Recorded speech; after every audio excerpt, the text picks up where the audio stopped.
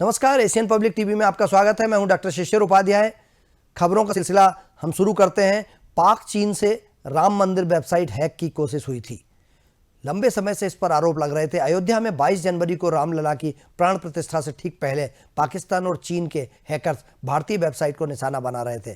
भारतीय media economic times ने अपनी रिपोर्ट में इसका दावा किया है। भारत का टेलीकॉम ऑपरेशन सेंटर ने प्राण प्रतिष्ठा से पहले करीब 264 वेबसाइट पर नजर रख रहा था। इस दौरान टेलीकॉम ऑपरेशन सेंटर को करीब 140 IP एड्रेस ऐसे मिले जो राम मंदिर और प्रसार भारती वेबसाइट को टारगेट कर रहे थे।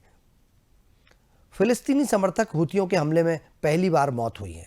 अरब सागर में लगातार हो रहे हुती विद्रोहियों के हमलों में पहली बार जहाज के 3 क्रू मेंबरों की मौत हुई है। अमेरिकी मीडिया CNN के मुताबिक यमन के हुती विद्रोहियों ने अदन की खाड़ी में एक जहाज पर हमला कर दिया था।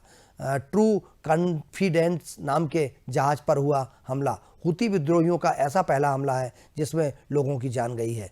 4 क्रू मेंबर घायल भी हुए हैं। भारत के साथ फिर हाइड्रोग्राफिक सर्वे एग्रीमेंट नहीं करेगा मालदीव।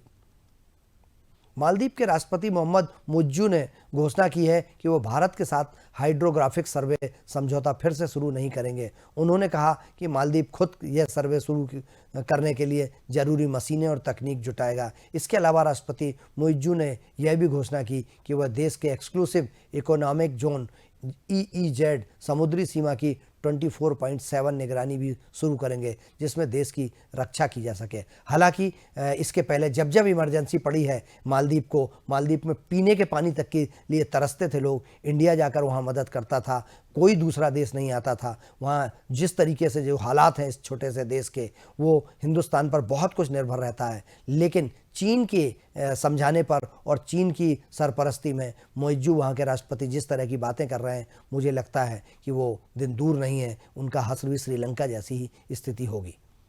यूक्रेन जंग में हैदराबाद के युवक की मौत हुई है।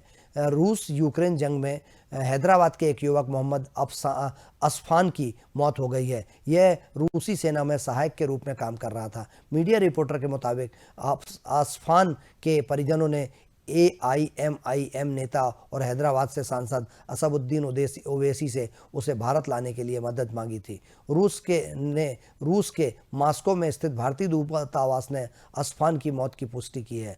उसके परिवार में पत्नी और 2 बच्चे हैं। परिवार हैदराबाद में रहता है। यूरोप में फैल रही पैरेट फीवर नाम की जानलेवा बीमारी। यूरोप के कई देशों में एक जानलेवा बीमारी फैल रही है। वर्ल्ड हेल्थ ऑर्गेनाइजेशन WHO ने इस बीमारी को पैरेट फीवर नाम दिया है। WHO का कहना है कि यह बेहद खतरनाक है। इसमें अब तक 5 लोगों की मौत हो चुकी है। US centre for disease control and prevention के मुताबिक पैरेट फीवर पक्षियों में पाए जाने वाले एक बैक्टीरिया की वजह से फैल रहा है। खबरों का सिलसिला जारी रहेगा। आप देश दुनिया की खबरों को जानने के लिए बने रहिए एशियन पब्लिक टीवी पर। मुझे दीजिए इजाज़त। नमस्कार।